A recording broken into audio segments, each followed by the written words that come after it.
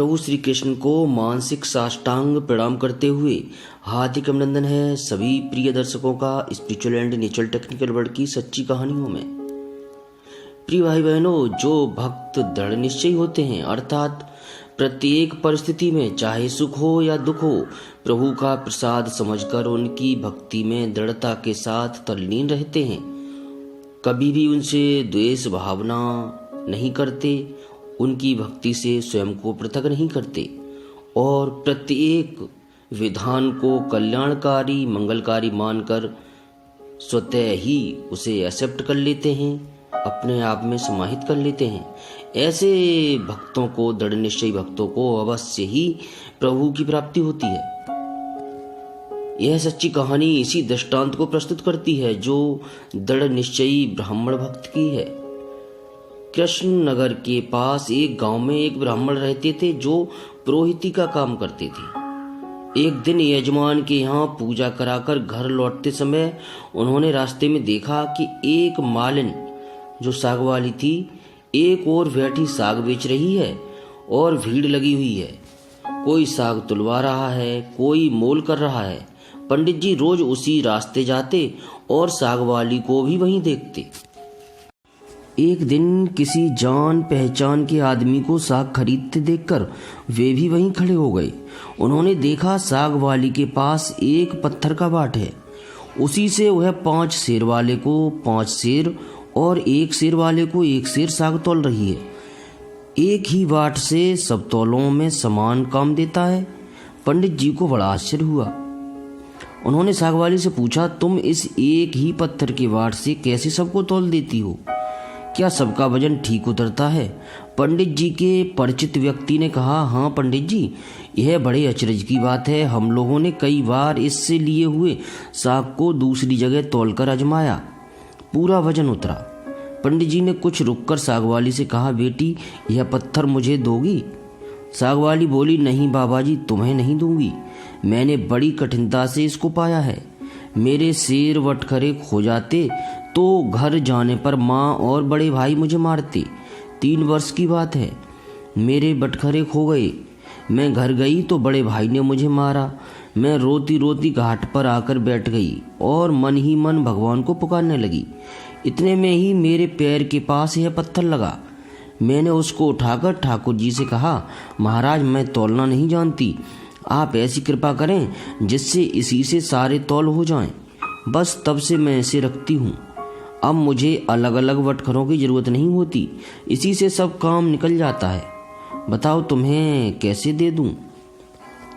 पंडित जी बोले, मैं तुम्हें बहुत से रुपए दूंगा। साग वाली ने कहा, कितने रुपए दोगे तुम? मुझे वृंदावन का खर्च दे दोगे? सब लोग वृंदावन गए हैं, मैं ही नहीं जा सकी हूँ। ब्राह्मण ने पूछा, कितने रुपए में तुम्हारा काम होगा? साग वाली ने कहा, पूरे 300 रुपए चाहिए। ब्राह्मण बोले, अच्छा बेटी यह तो बताओ तुम इस शिला को रखती कहाँ हो? साग वाली ने कहा, इसी टोकरी में रखती हूँ बाबा जी, और कहाँ रखूंगी? ब्राह्मण घर लौट आए और चुपचाप बैठे रहे। ब्राह्मणी ने पूछा पति से, यूं उदास से क्यों बैठे हो? देर जो हो गई है। ब्राह्मण ने कहा, आज मेरा मन खराब हो रहा है, मुझे 300 रुपयों की जरूरत है। स्त्री ने कहा, तो इसमें कौन सी बड़ी बात है, आपने ही तो मेरे गहने बनवाए हैं, विशेष जरूरत हो तो ले लीजिए, इन्हें ले जाइए और यदि हमारे पास फिर से पैसे हो जाएंगे तो फिर बन जाएगा। इतना कहकर ब्राह्मणी ने गहने उतार दिए। ब्राह्मण ने गहने बेचकर रुपए इकट्ठे किए और दूसरे दिन सवेरे साग वाली के पास जाकर उसे रुपए गिन दिए और बदले में उस शिला को ले लिया। उन्होंने गंगा जी पर जाकर उसको अच्छी तरह धोया, फिर नहा धोकर वे घर लौट आए। इधर पीछे से एक छोटा सा सुकुमार बालक आकर ब्राह्मणी से कह गया, पंडितान जी तुम्हारे घर ठाकुर जी आ रहे हैं, घर को अच्छी तरह झाड़ बुहार ठीक करो। सरल हृदया ब्राह्मणी ने घर साफ करके उसमें पूजा की सामग्री सजा दी। ब्राह्मण ने आकर देखा तो उन्हें बड़ा आश्चर्य हुआ। ब्राह्मणी से पूछने पर उसने छोटे बालक के आकर कह जाने की बात सुनाई। यह सुनकर पंडित जी को और भी आश्चर्य हुआ। पंडित जी सोचने लगे, भला यह मेरे और उस बच्ची के अतिरिक्त किसी अन्य को तो इस बात का पता ही नहीं था। फिर भी ज़्यादा दिमाग न लगाते हुए उन्होंने कहा चलो ठीक है। पंडित जी ने शिला को सिंहासन पर पधराकर उसकी पूजा की, फिर उसे ऊपर आले में पधरा दिया। रात को सपने में भगवान ने कहा, तू मुझे जल्दी लौटा, नहीं तो तेरा भला नहीं होगा, सर्वनाश हो जाएगा। ब्राह्मण ने कहा, जो कुछ भी हो मैं तुमको लौटाऊंगा नहीं। ब्राह्मण घर में जो कुछ भी पत्र पुष्प मिलता उसी से पूजा करने लगे। 2-4 दिनों बाद स्वप्न में फिर कहा, मुझे फेंका, नहीं तो तेरा लड़का मर जाएगा। ब्राह्मण ने कहा, मर जाने दो, तुम्हें नहीं फेंकूंगा। महीना पूरा बीतने भी नहीं पाया कि ब्राह्मण का एकमात्र पुत्र मर गया। कुछ दिनों बाद फिर स्वप्न हुआ, अब भी मुझे वापस कर दे, नहीं तो तेरी स्त्री मर जाएगी। क्षमा कीजिए, स्त्री नहीं, इस स्वप्न में उन्होंने देखा कि भगवान उनसे कह रहे हैं कि मुझे वापस कर दे, नहीं तो तेरी लड़की मर जाएगी। दृढ़ निश्चयी ब्राह्मण ने पहले वाला ही जवाब दिया। कुछ दिनों पश्चात लड़की मर गई। फिर कहा कि अब की बार स्त्री मर जाएगी। ब्राह्मण ने इसका भी वही उत्तर दिया। अब स्त्री भी मर गई। इतने पर भी ब्राह्मण अचल अटल रहा। लोगों ने समझा यह पागल हो गया। कुछ दिन बीतने पर स्वप्न में फिर कहा गया, देख अब भी मान जा, मुझे लौटा दे, नहीं तो 7 दिनों में तेरे सर पर बिजली गिरेगी। ब्राह्मण बोले, गिरने दो, मैं तुम्हें उस साग वाली की गंदी टोकरी में नहीं रखने दूंगा। यहाँ पर ब्राह्मण जी के अंदर यह भाव बना हुआ है कि जो भी कुछ है वह सब कुछ प्रभु का ही दिया हुआ है, फिर वो चाहे उसे ले लें या हमारे पास रहने दें, वह उन्हीं पर निर्भर करता है। दूसरा भाव यह था कि ब्राह्मण भक्त यह नहीं चाहते थे कि प्रभु उस टोकरी में रहें जो गंदी संदी है, जिसमें उन्हें किसी प्रकार की पूजा अर्चना भी नहीं की जाती है। जो लड़की थी साग बेचने वाली, वह तो उनको उसी में डाल करके ले जाती थी, वह भला उस भाव में नहीं थी। वह तो ये सोचती थी कि यह प्रभु की देन है और प्रभु ने मुझे दिया हुआ है। परंतु जब तक कोई शक्ति नहीं होगी तब तक कोई भी चीज ऐसे आध्यात्मिक कार्य कैसे करेगी। ब्राह्मण ने एक मोटे कपड़े में लपेटकर भगवान को अपने माथे पर मजबूत बांध लिया। वे सब समय यूं ही उन्हें बांधे रखते। कड़कड़ाकर बिजली कौंधती, नजदीक आती पर लौट जाती। अब 3 ही दिन शेष रह गए। एक दिन ब्राह्मण गंगा जी के घाट पर संध्या पूजन कर रहे थे कि 2 सुंदर बालक उनके पास आकर जल में कूदे। उनमें एक का रंग सांवला था, दूसरा गोरा। उनके शरीर पर कीचड़ लिपटा था। वे इस ढंग से जल में कूदे कि जल उछलकर ब्राह्मण के शरीर पर पड़ा। ब्राह्मण ने कहा, तुम लोग कौन हो भैया? कहीं इस तरह जल में कूदा जाता है? देखो मेरे शरीर पर जल पड़ गया। इतना ही नहीं, मेरे भगवान पर भी छींटे पड़ गए। देखते नहीं, मैं पूजा कर रहा था। बच्चों ने कहा, ओहो, तुम्हारे भगवान पर भी छींटे लग गए। हमने देखा नहीं बाबा, तुम गुस्सा न होना। पंडित जी ने कहा, नहीं भैया, गुस्सा कहाँ होता हूँ। बताओ तो तुम किसके लड़के हो? ऐसा सुंदर रूप तो मैंने कभी नहीं देखा। कहाँ रहते हो भैया? आहा, कैसी अमृत घोली मीठी बोली है। बच्चों ने कहा, बाबा हम तो यहीं रहते हैं। पंडित जी बोले, क्या फिर भी कभी मैं तुम लोगों को देख सकूंगा? बच्चों ने कहा, क्यों नहीं बाबा, पुकारते ही हम आ जाएंगे। पंडित जी के नाम पूछने पर बोले, हमारा कोई एक नाम नहीं है, जिसका जो मन करता है उसी नाम से वह हमें पुकार लेता है। सांवला लड़का इतना कहकर बोला, यह लो मुरली, जरूरत हो तब इसे बजाना, बजाते ही हम लोग आएंगे। दूसरे गोरे लड़के ने एक फूल देकर पंडित जी से कहा, बाबा इस फूल को अपने पास रखना, तुम्हारा मंगल होगा। वे जब तक वहां से चले नहीं गए, ब्राह्मण निर्निमेष दृष्टि से उनकी ओर आंखें लगाए रहे। मन ही मन सोचने लगे, आहा कितने सुंदर हैं दोनों, कभी फिर भी इनके दर्शन होंगे। ब्राह्मण ने फूल देखकर सोचा, फूल तो बहुत बढ़िया है, कैसी मनोहर गंध आ रही है, पर मैं इसका क्या करूंगा और रखूंगा भी कहाँ? इससे अच्छा है राजा को ही दे आऊं, नई चीज है, वह राजी होगा।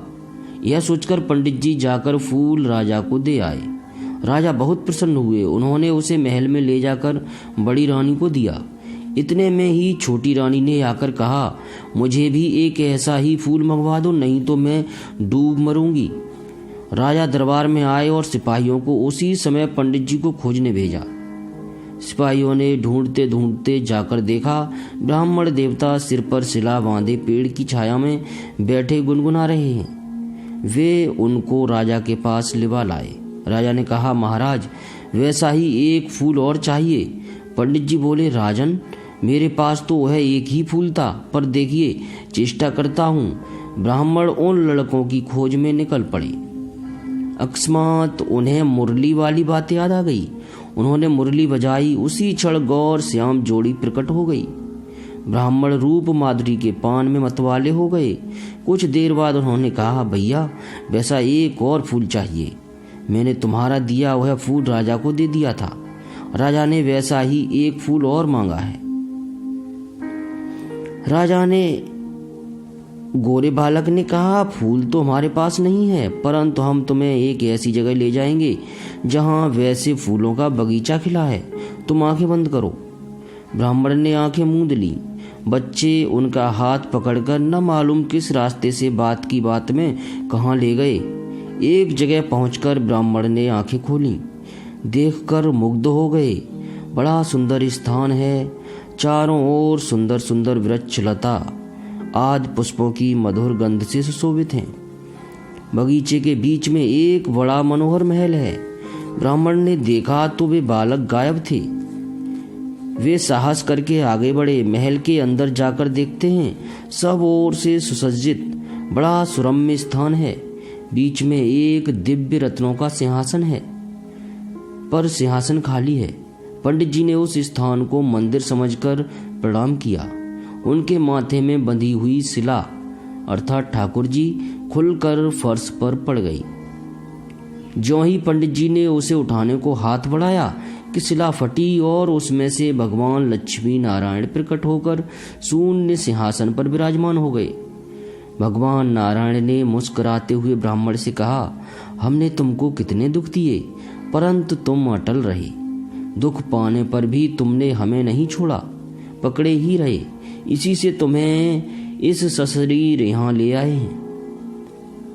जो भक्त स्त्री पुरुष, स्त्री पुत्र, घर, गुरुजन, प्राण, धन, इहलोक और परलोक सबको छोड़कर हमारी शरण में आ गए हैं, भला उन्हें हम कैसे छोड़ सकते हैं। इधर देखो, यह खड़ी हैं तुम्हारी सहधर्मिणी, तुम्हारी कन्या और तुम्हारा पुत्र। ये भी मुझे प्रणाम कर रहे हैं। तुम सबको मेरी प्राप्ति हो गई। तुम्हारी एक की दृढ़ता से सारा परिवार मुक्त हो गया। प्रिय भाई बहनों, इस सत्य घटना से सार यही प्रकट होता है, यही निकलता है कि यदि हम कोई अच्छा कार्य कर रहे हैं, ऐसा कार्य कर रहे हैं, कल्याणकारी कार्य जिसके चलते प्रभु को प्रसन्नता होती हो, प्रभु को उसमें प्रसन्नता मिलती हो, तो हमें चाहे जो भी परिस्थिति का सामना करना पड़े, उस कार्य से हटना नहीं चाहिए, कभी भी उसे छोड़ना नहीं चाहिए किसी भी दुख की वजह से, क्योंकि दुख के चलते अंत में जो सुख प्राप्त होता है वह परम आनंद होता है। इन भौतिक आनंदों की तुलना में उसकी हम कल्पना भी नहीं कर सकते।